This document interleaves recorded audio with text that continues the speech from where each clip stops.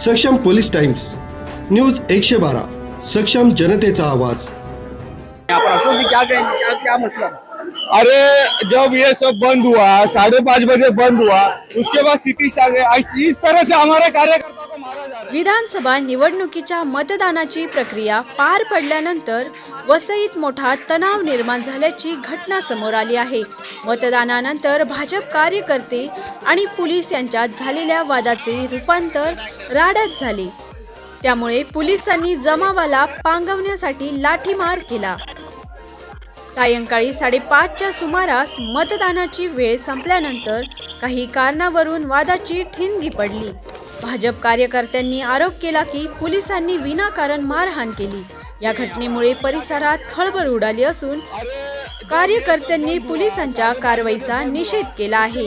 घटनास्थळी मोठ्या प्रमाणात पोलीस बंदोबस्त तैनात करण्यात आला असून परिस्थिती नियंत्रणात आणण्यासाठी पोलिसांना बळाचा वापर करावा लागला। या लाठीमारात काही कार्यकर्ते जखमी झाले असून राजकीय वर्तुळात या घटनेचे तीव्र पडसाद उमटण्याची शक्यता आहे।